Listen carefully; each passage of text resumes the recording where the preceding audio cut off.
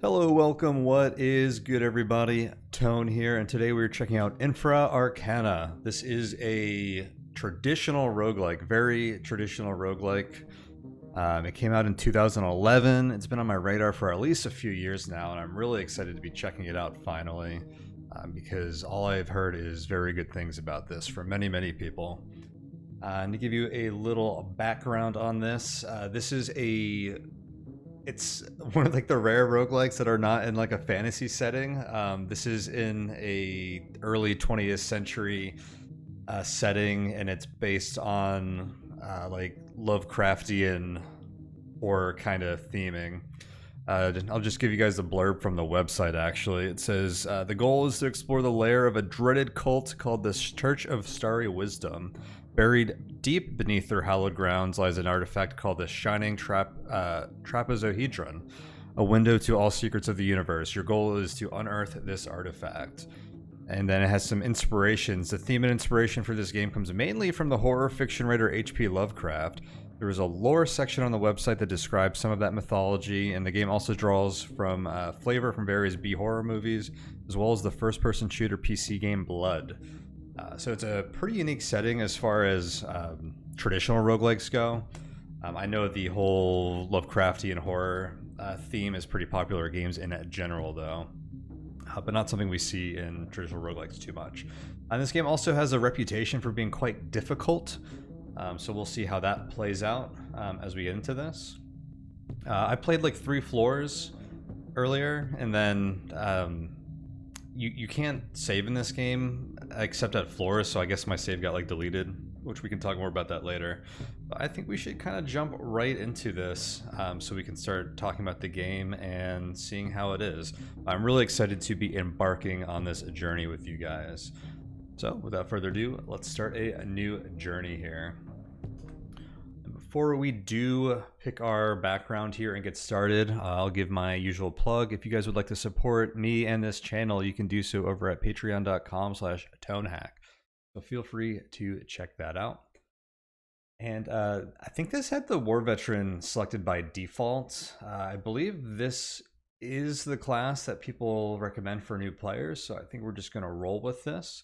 It says, what is your background? The War Veteran switches to prepared weapon instantly, starts with a flak jacket, maintains armor twice as long before it breaks, adept marksman. So I think these are like traits that you start with. Adept marksman, we get a plus hit chance with firearms and thrown weapons. Adept melee fighter, we get hit chance and +1 damage with melee attacks. Tough, we get +6 hit points, 10% chance to resist paralysis, burning, and poison, less likely to sprain when kicking, more likely to succeed with object interactions requiring strength. So just a bunch of stuff in that one. And then healer, using medical equipment requires only half the normal time and resources. Now up here, switches to prepared weapon instantly. I didn't realize that was specific to this class, because I noticed that when I was playing before, so that is cool. So yeah, let's roll the War Veteran. And then yeah, it says, which extra trait do you want to start with? Okay, so it says extra there, so that does imply that the other ones that we're looking at were other traits.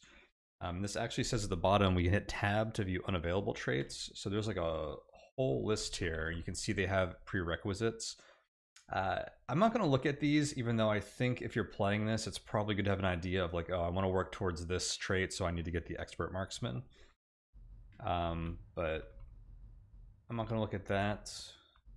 Oh, can I not? Oh, is this just all of the unavailable? Okay, for some reason I thought this was like a big scrolling list. So this is all the available, and here's all the unavailable. Okay, that's actually not too many. So I thought there was going to be like a huge list here, but this isn't too bad.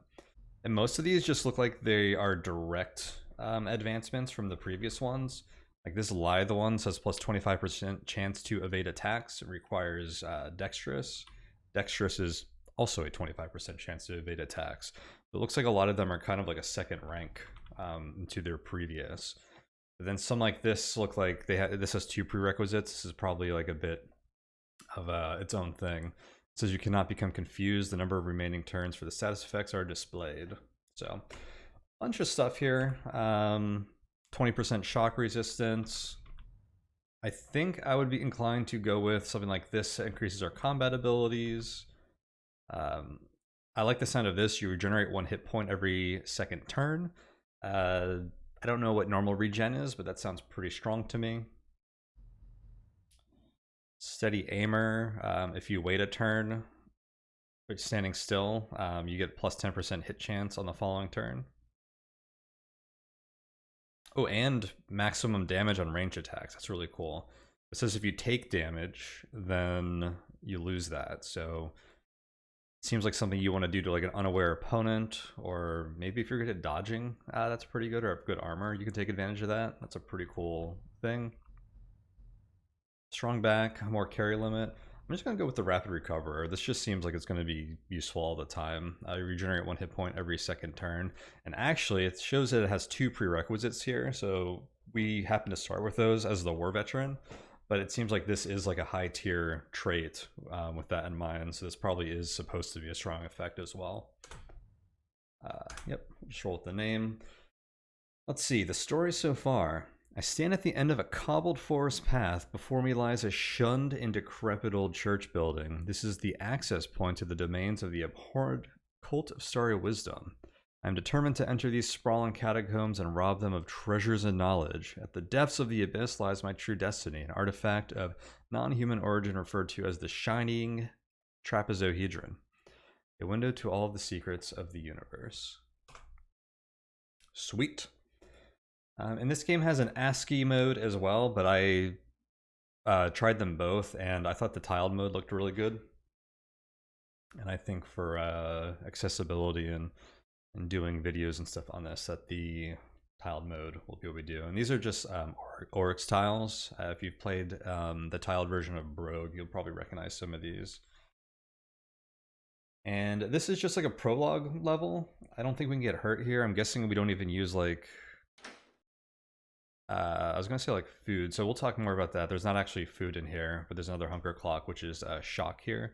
Although we are actually building up shock here. Yeah, we're entering the church. And we have a staircase leading downwards, so we will descend. And this is where the game really begins. So that first area is like flavor, and apparently this is pretty cool. If you, when you die, your character leaves a gravestone. I think that will show up on that level in future runs, which is neat. But here we are, Tone the War Veteran. Playing some Infra Arcana. I descend the stairs. I've discovered a new area, which gives us a little bit of XP. And let's take a quick look at what we've got going on inventory-wise. We are wielding a machete and a M1 911 Colt pistol. This game has pretty cool, like good descriptions, which I like. It really like immersive. So this is telling us a semi-automatic magazine-fed pistol chambered for the 45 caliber cartridge. The damage dealt with this weapon is 5 to 12, average 8.5. Has a hit chance modifier +0, so we're getting all the weapon stats in there as well. It gives us the carry weight, which is always displayed as a percentage here. So what's I think the case, a distinction that needs to be made is there's percentages here. These should add up to 100. So this is the percent of my current carried weight that this pistol is taking up. But over here, this 56% weight is the percentage up to my encumbrance capacity, which will be at 100.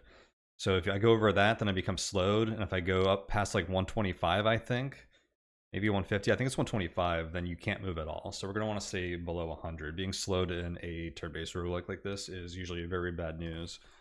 But these don't add up to 56. These will add up to 100, I believe.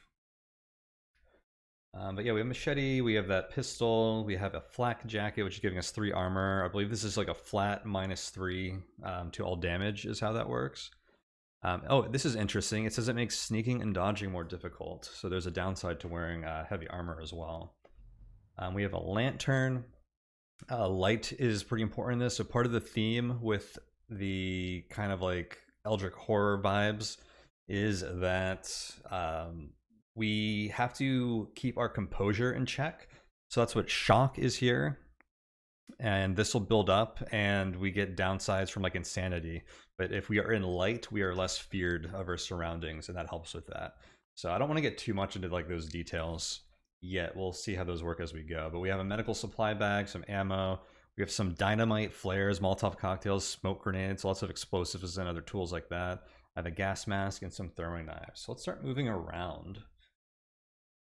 I believe you approach this game one floor at a time. You see, is there no upstairs here? I think once we go down a stair, we cannot go back up. All right, I can see a potion there. I can use the V key here to look around and see what things are.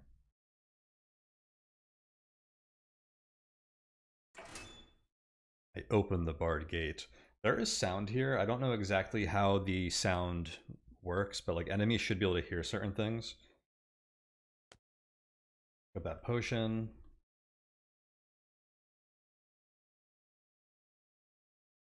These are big piles of debris. I don't know if we can like destroy debris. Maybe with explosives? I'm not sure. Maybe there's a shovel somewhere. It looks like there's big piles of debris that we cannot see or move through. And then here we have a little bit of rubble. Okay, so that wall, I think, is covered in blood. And this is a dark room. So if I walk out in here, my shock just jumped up from 3 to 32. So what shock represents is our like immediate and current like composure and like fear level. And then insanity is like our like overall like level that builds up over time. So if I were to turn on my lantern, which I should probably do in here, this is actually terrifying and immersive. I love it. It's actually like a really scary, like there's blood everywhere. It won't show me what's on the floor here, but it looks like even more blood splatter. I'm gonna go ahead and turn on my lantern. Oh my gosh. My shock dropped to 0 because there is light here, but this was a crazy thing to reveal and see. I gotta say, this effect in like a traditional roguelike that's turned in like tile based like this is really cool. Like that actually felt like eerie and scary, like walking to a dark room, and now there's like stuff everywhere that turn on the light. Very cool effect. What do we have here? A carved monolith. I guess this is all like blood on the floor. I recite the inscriptions on the monolith. I feel powerful. So that just gave me XP. I don't know if it gave me anything else. I think that's a lot of XP. I didn't know what that was going to do. I've never seen that before. Interesting. That seemed very good. That feels like some kind of themed room. Uh-oh. I've discovered a failed reanimation. So the blue background on them means they don't know where I am yet.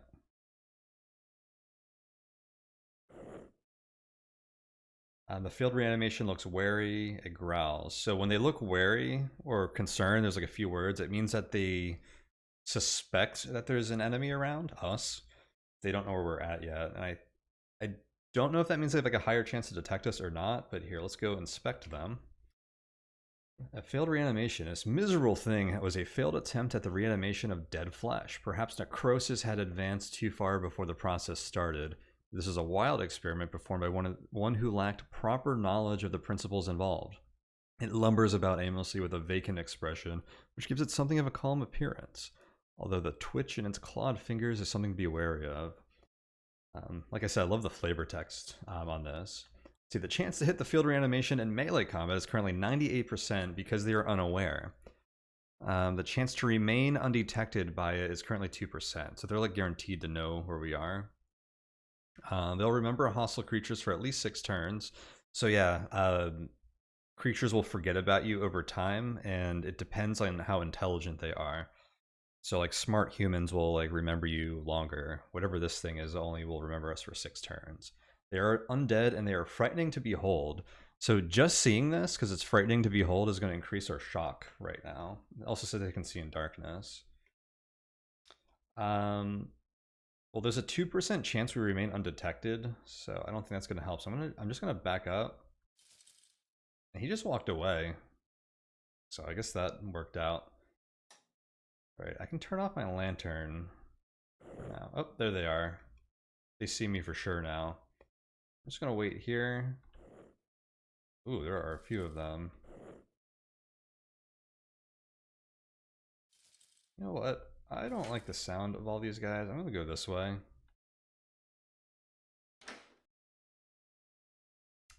This stuff are hanging vines. They block our vision.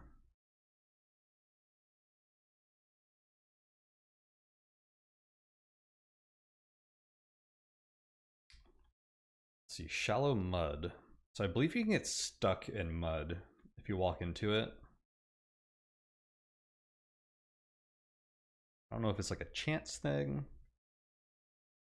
On corridor. I don't know how secret doors work in this game, but this feels like somewhere that can have a secret door. And here we go. Secret is revealed. I didn't even have to search. I guess I automatically detected it when I got close enough. It says it's stuck. Which I don't know. Oh, I kicked it and it crashed open. That works. What is this? A zinc rod. Oh! What are these? Black mambas.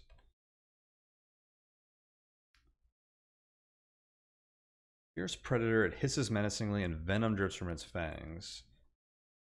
We currently have a 50% chance to hit it. Not be harmed by poison, can see in darkness. Okay, well I made a mistake by stepping up here apparently, so I'm gonna back up. One of them bit me, I am poisoned. Okay, machetes. Apparently pretty good for killing black mambas.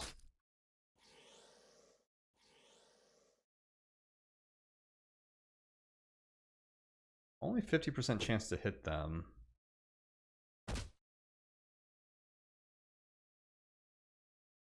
I'm concerned about this poison. I have a magenta potion. I don't think the medical bag can cure poison. Let's try. It's used to treat wounds and infections. I have no wounds to treat. So how wounds work in this game is if you take a single hit, that's like a lot of damage. You take a wound, which gives you like a semi-permanent, like penalty, I guess. And I think if you don't treat it quickly, it becomes permanent as well. So I'm wondering if I'm just gonna die here from the poison, or if it'll go away.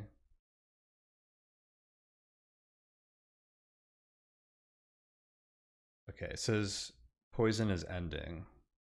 Cleanse from the poisoning. Back up here, and then we have that regeneration trait. I'll let my health regen pretty good here. Because it looked like one poison bite took us to like under half our health. So I don't want to take another one.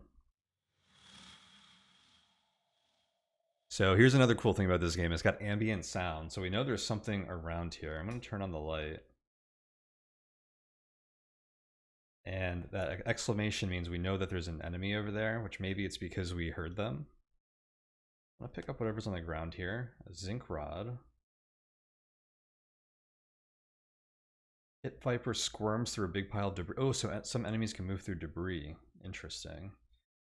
Maybe that's a distinction. They wouldn't be able to move through a wall. I haven't seen a rod before. What does this say? A peculiar metallic device of cylindrical shape. The only details are a single button on the side and a small display. I assume they're like wands. The gate is stuck. I'm assuming the Mamba can get through it though. Yes, it squirms through the stuck barred gate. Alright, I tried kicking the gate down, but then I sprained myself.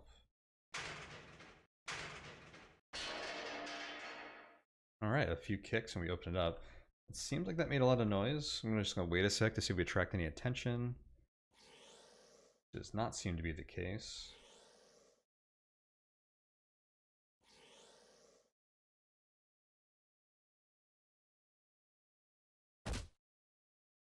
This stuff seems to wander away really quickly when you lose line of sight, even if it knows where you're at. And I don't know if that's just because of like the intelligence level of some of these things or what.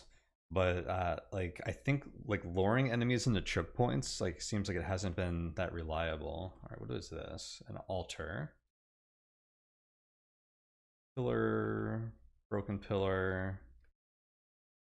So the altars, the first time I saw one, I got like a tutorial pop up. I think it said if you cast a spell when you're near one, you get some kind of benefit.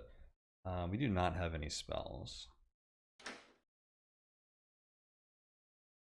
That's a warded door.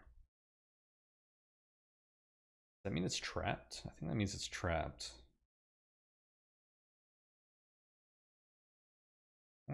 See what happens. Something, yeah, I open the door, something approaches. Uh-oh.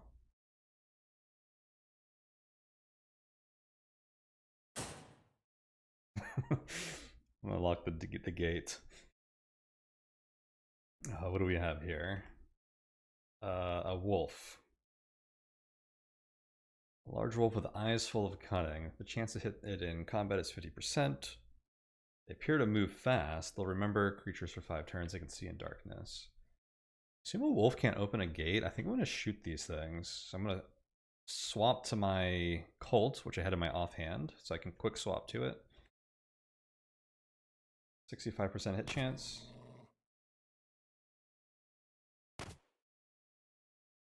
Killed one of them.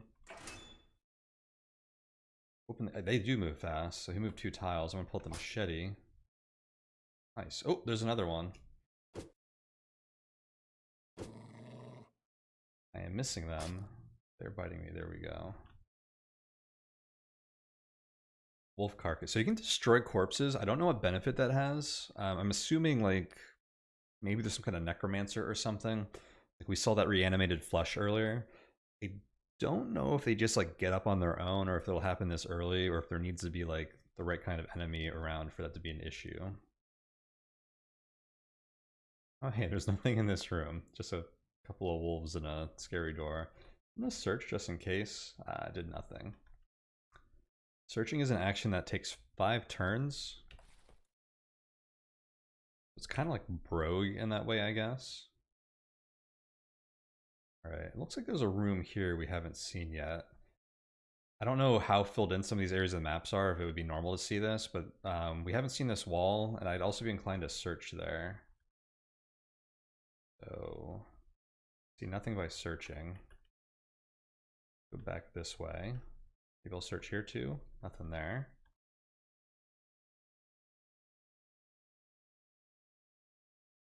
I've discovered Glossu.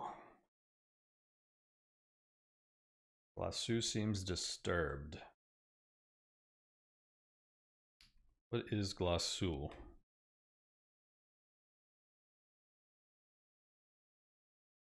A loathsome beast hauling around a great sagging body on strained legs. Through its translucent stretched skin, the vile content of the creature's husk is clearly visible. Carrion, human remains in various states of decomposition, trash and sewage, along with other less recognizable things. Its head droops to the ground where a tentacled mouth devours whatever filth it happens upon. It occasionally spews forth half-solid chunks of ooze, which, after fermenting in the remarkable conditions of the creature's bowels, takes on a form of life of its own, hunting for biological matter to decompose in order to feed its creator. Chance to hit the Glossu in melee combat is 98 because they don't know about us. They appear to move slowly. It will remember hostile creatures for 5 turns. They are terrifying to behold, cannot be harmed by poison or disease. Oh yeah, my shock is up to 89%. I think I'll turn on my lantern then. Well, no, I should take advantage of it not being able to see me right now. And maybe shoot it with my Colt. It's hit. It knows about us. I'm turning my lantern. I am already in light apparently, so my shock is just 90% anyways. It says I've discovered a putrid ooze.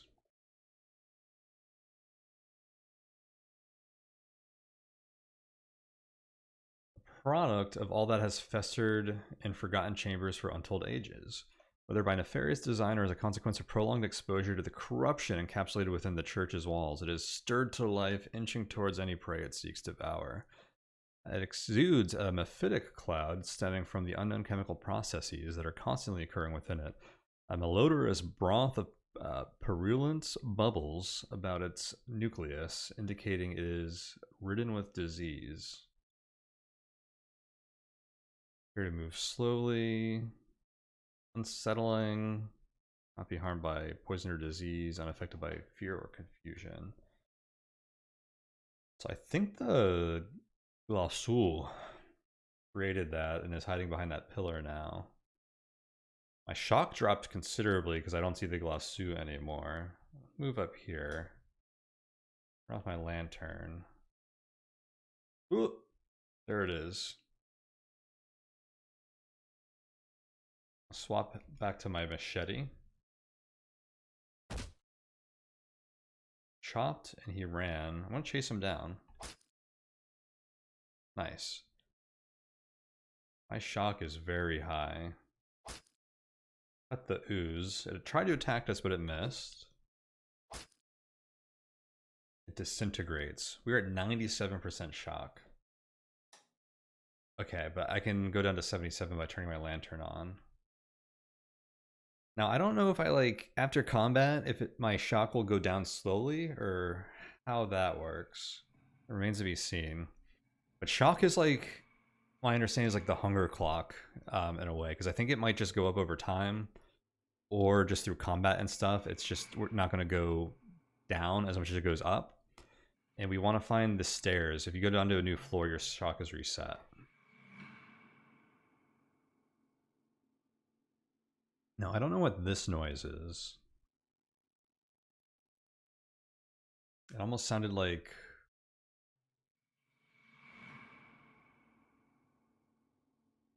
wind in a tunnel. Hit Viper. Fierce predator hisses menacingly. Poison or venom drips from its fangs. Sounds a lot like a black mamba. Let's shoot it.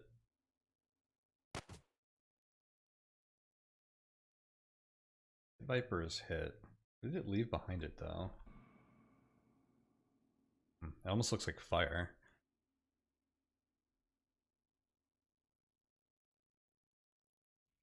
So I want to turn off my lantern, but I don't think I can afford to. Because our lantern will only last so many turns.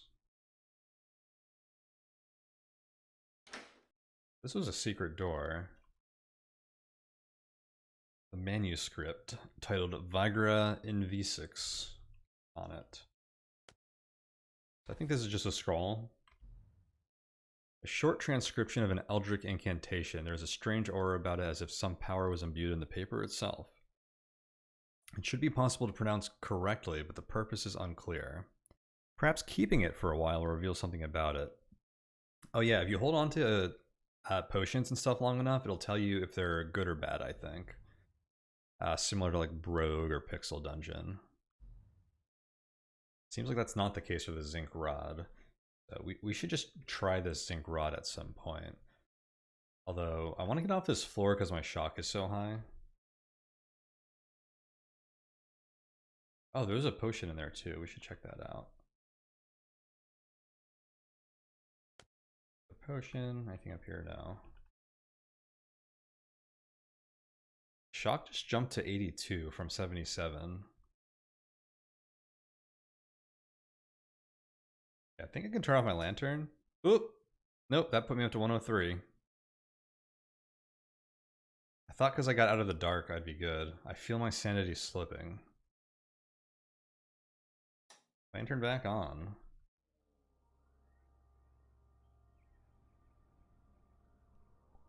Hear another noise.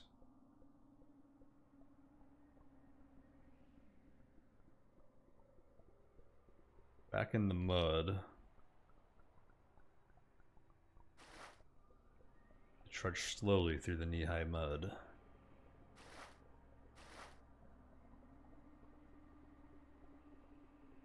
Okay, we made it through the mud.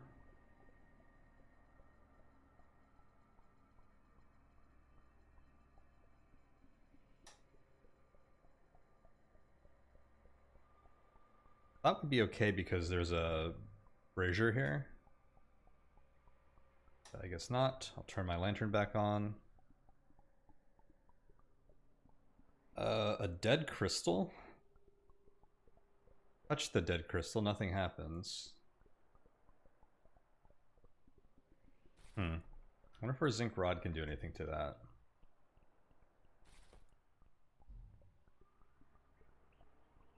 I activate the Zinc Rod, I feel luckier. I identified a Rod of Blessing. It sounds really good, whatever that means. Will it tell us now? When activated, this device bends reality in favor of the user for a while. That sounds really cool.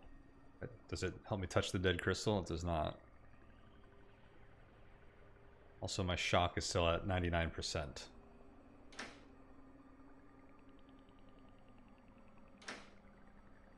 There's the stairs. Even with the lantern on, my sanity is slipping. Oh, and it says I have normal luck. The blessing wore out. Well, let's see. There's a gleaming crystal here.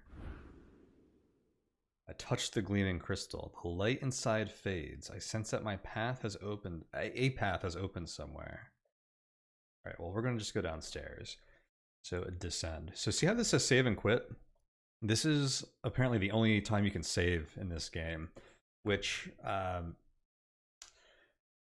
think it's something that we have to criticize the game a bit for, because I know this has been a big deal in a lot of roguelikes, especially over the past few years where some roguelikes have not had saving features.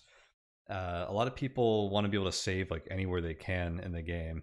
And when I was trying to figure out how to save yesterday when I had a game running, I Googled it, and I actually saw a post by what seemed like to be the developer of this game, and they basically just said like just how the architecture of the game or whatever, that it's like much more difficult to make it so you can save anywhere instead of like before entering a floor, just because there's so much more stuff that the game has to be able to, you know, save in its memory or something.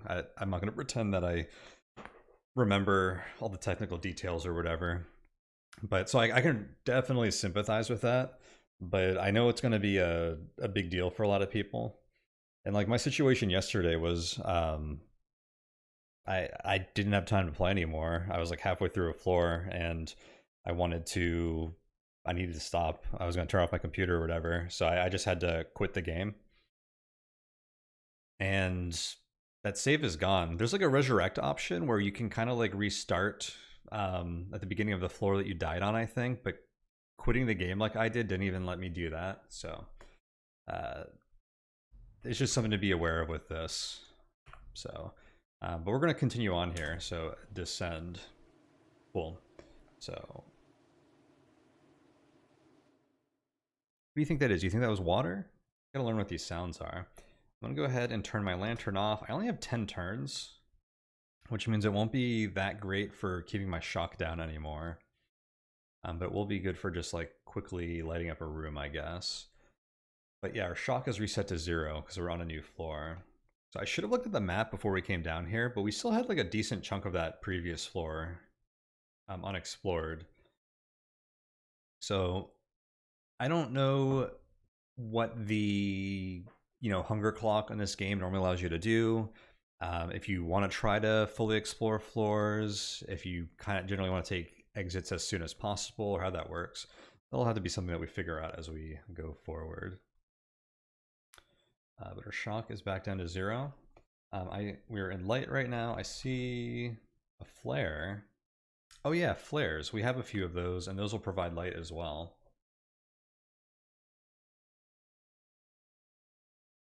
I guess if we're in a scenario where we know that we're just kind of have to like keep light about us until we find the stairs, then a flare is better than a lantern, because flares I assume you cannot turn off easily.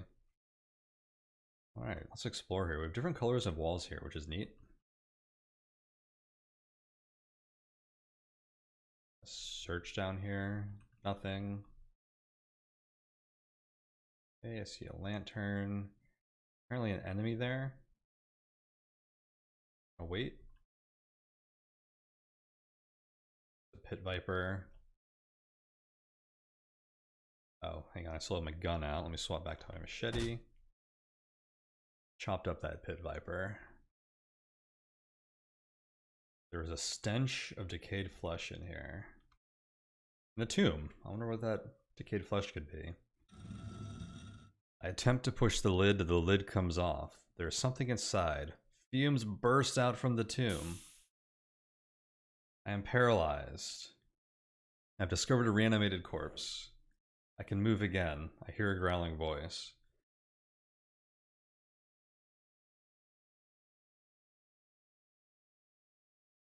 Right, so there are 2 reanimated corpses here. Chop that one up. Hint, destroying corpses. Corpses can be destroyed by pressing K or W. This could be very useful against certain types of monsters. Some weapons, such as machetes, makes it easier to destroy corpses. Check the item description to see if a weapon has such bonus. Also, a well-placed stick of dynamite or a Molotov cocktail is usually an effective way of stopping persistent monsters. Oh, is that implying that this guy will get back up?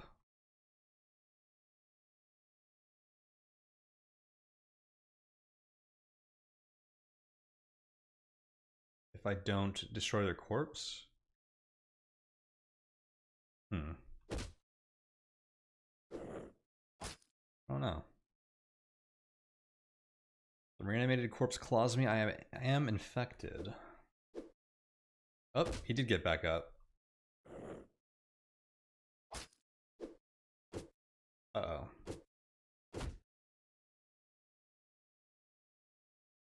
Why is my chance to hit you so low? 60%. Reanimated corpse dies. The intestines of the reanimated corpse start crawling around. I've discovered crawling intestines. Which, let me level up. So, sorry corpses, hold on a second. Let me choose my next trait here. Let's see. Shock resistance. Sounds pretty good since shock is what pushed us off the previous floor. Dexterous, 25% chance to evade attack sounds nice. Electrically inclined, rods recharge twice as fast. Strange devices are less likely to malfunction or break. Electric lanterns last twice as long. +1 damage with electricity weapons. That could have been good before. Chance to hit with firearms and thrown weapons. Chance to hit with melee attacks. I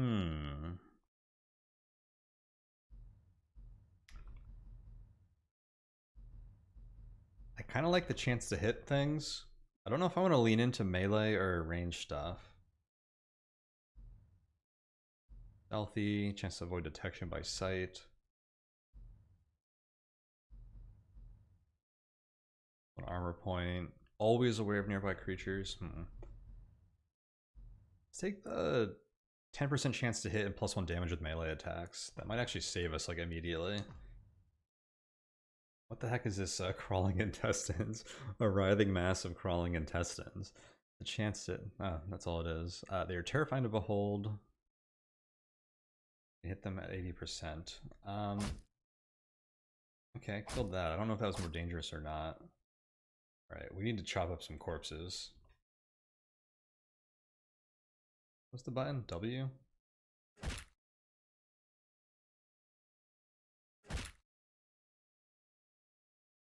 Okay. We're infected. I think that is something we use the medical bag for. Start to sanitize the infection. My infection is cured. I didn't note how many supplies that took. But so your medical bag has like a number of supplies, and then treating wounds and stuff can take like different amounts of supplies. I assume that infection would have turned into something worse, so I didn't treat it quickly. Alright, that was a scary little encounter. So I wonder if we sprung a trap when we looked inside this, or if there just happened to be enemies around. And I checked in here again, and there's apparently a fiery potion. No more items. Because it said like it smells like rotten flesh in here. I thought there would be something inside the tomb, so we got like subverted. It was paralysis gas, and then the zombies came from outside. Okay, I've discovered a blinded zealot. They're blinded, but apparently walking towards me. Beckoned by the thousand-faced moon into laying its mind bare for the occult, the psyche of this Hierophant has been ravaged by scores of entities from fiendish realities. They had it gouge out its eyes and tongue and left it a husk of its former humanity. Now it lumbers about aimlessly, brandishing a spiked mace in which it flays itself in mockery of physical anguish. Jeez. Nasty stuff. Remember hostile creatures for at least 16 turns. They cannot visually detect other creatures, but will pursue any threat once aware.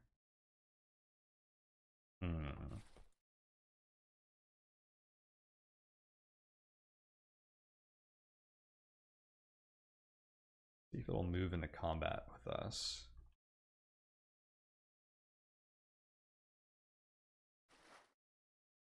Alright. I think we ignore that for now.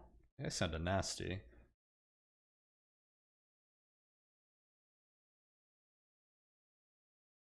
Strange shape on the floor. Step into the strange shape on the floor. This for the blind zealot, I guess. A beam of light shoots out from a curious shape on the floor. My spirit is sapped. It looks like that reduced my max spirit by 1. I'm actually 4 out of 3. Spirit is your... You use it to cast spells. I think you do die if it hits 0, though. So it's sort of like another HP bar that you have to keep track of. I feel like the magenta potions are B9. So I think that means they are good. We have what, 2 of them? No, we only have 1. So it should be safe to drink those at some point. So maybe it's healing or something. I'll wait until we have something that it might cure, I guess. Whoops. Well, the rat thing saw me. A rat thing. Malformed cross of rat and man birthed from witchcraft. It is a warped human face and vestigial hands for 4 paws.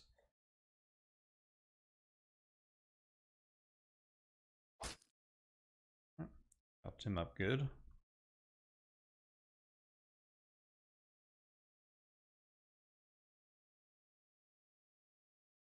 There's the exit. My shock is already at 71%, but it does feel like we just got here, so I'm going to try and explore more. Ooh. We have a fountain and a Tommy gun? Wait, 25 damage? What? Okay, that's just a statue.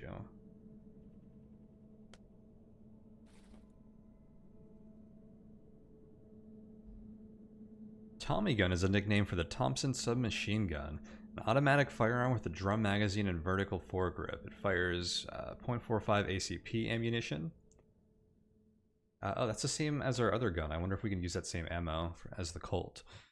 The drum magazine has a capacity of 50 rounds. The damage dealt with this weapon is 20 to 30. It has a hit chance modifier minus 10%.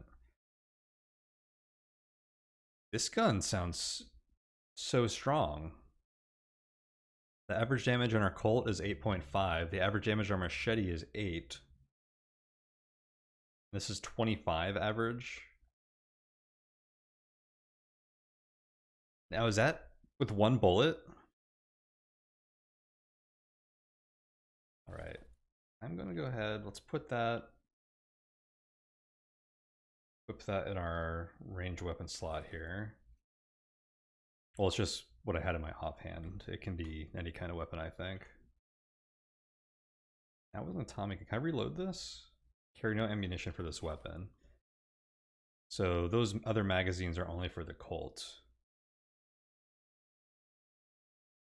Interesting. Kind of want to go full range now. Well, not full range, because we're going to run out of ammo, but I wouldn't mind like holding, like using the pistol for like most stuff, and then like the Tommy gun for like really dangerous stuff. But I'm gonna hold on to that Tommy gun in my offhand for like really dangerous stuff. Okay, so fountains, they lower your shock. I think they can have random effects. Classic roguelike thing. They might heal you a bit sometimes, but I'm just gonna drink this. Oh, I am diseased.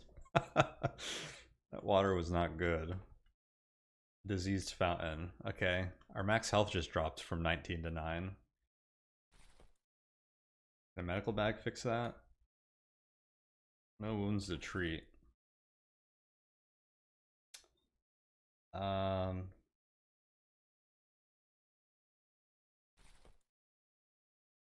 Drink the magenta potion. The potion of insight. I feel insightful. Okay, that lets us identify an item. Identify... I think we just picked up the fiery potion, so we might find out if the orange one is benign or not soon. So let's identify the fiery potion. Paralyzation. Okay.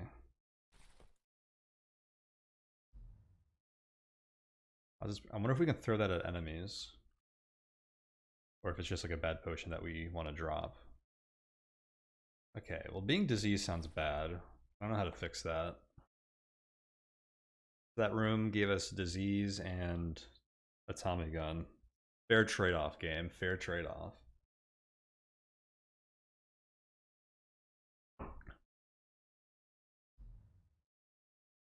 I just noticed that we have like a turn time. So the Rod of Blessing feels kind of like a charm in Unexplored. Or not Explored, Brogue.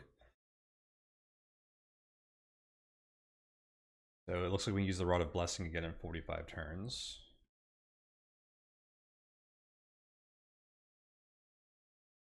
This disease seems like really bad news.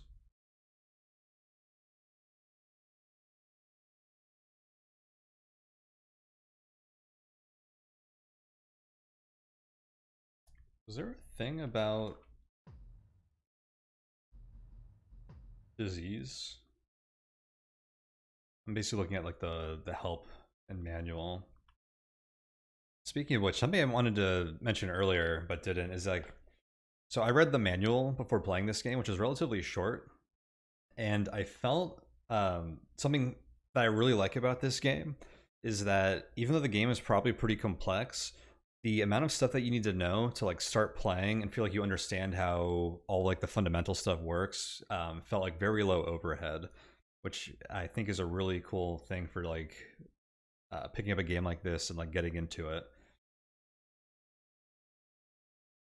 Of course, there's like all these enemies and items to learn and stuff like that, but as far as like understanding like what spirit is and how shock and insanity work, how my weapon stats work, which by the way, it's average damage and then like hit modifier is how that stuff works, and ammo for the gun.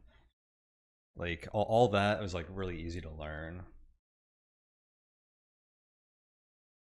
My shock is at 88%. I'm diseased. I feel like I should go to the next floor pretty soon. You know what? We have a Tommy gun. Let's push our luck just a tiny bit. Stench of decayed flesh. Well, I think we know what that means, so I'm going to back up. Follow the wolves. Rod of Blessing has finished recharging. Okay, diseased is ending. Okay, so that's a temporary effect. Nice. Right. So I know the wolf moves 2 tiles at a time, so if I wait here... And they attack twice as well, and they missed me twice. Cool. Dead wolf.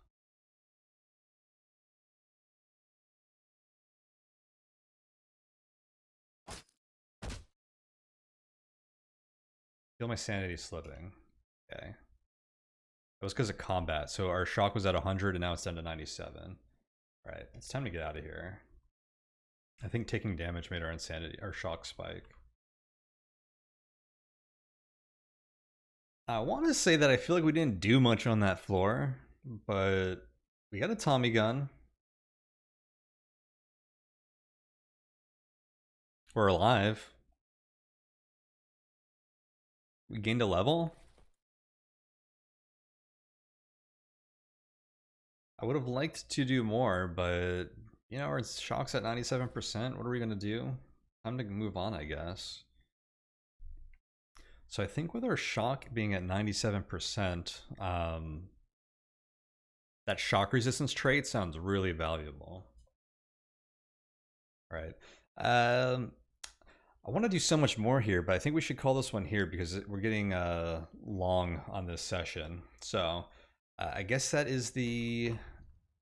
I'll save and quit there. And yeah, that's my first look at Infra Arcana so far. We're going to continue this run and go on to part 2 here. But I don't know how exciting those early floors feel. Usually they're not that crazy in a traditional roguelike like this. But I think the atmosphere of this game is like very good and very cool. It's like it seems like it has like pretty good tactics and stuff. We didn't even run into any ranged enemies. The last game I played, there was like a bunch of cultists running around with guns and stuff. So there's also seems to be a lot of variety as well. But yeah, this game seems really cool. And there's all this other stuff like... There's a lot of stuff in the environment, like those crystals and like the warded door, and then I guess that was a ward on the floor, the little pentagram that we stepped on and did something.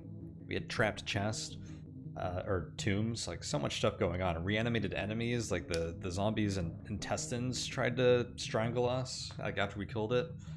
Very cool stuff here. So very excited to continue this, very cool game so far. And something that was unexpected that I thought was really cool is just kind of like the level of immersion. Like that very first room we walked into where we turned on the lantern and then it was like just like it was like all eerie and dark with like blood everywhere, and we're like, what the heck is this? And we turned on the light and then it's just like lit up with stuff everywhere. That was a really cool experience. And it feels like this game like kind of does a pretty good job at creating stuff like that. Even when we're just like creeping around the corner and there's like a zombie around or something, like there's some real fear there. As much as a game like this can invoke such an emotion. So very cool stuff. Looking forward to playing some more, but I will leave this here for now. Thank you guys so much for watching. As usual, check out the links in the description below. You can find my Patreon down there if you want to show some support over at patreon.com/tonehack. You can also find my Discord if you want to come and chat with me and the rest of the community there. Wonderful people. But I'm going to leave this here for now, so thank you guys once again so much for hanging out, and I will see you all next time. Take it easy, everyone.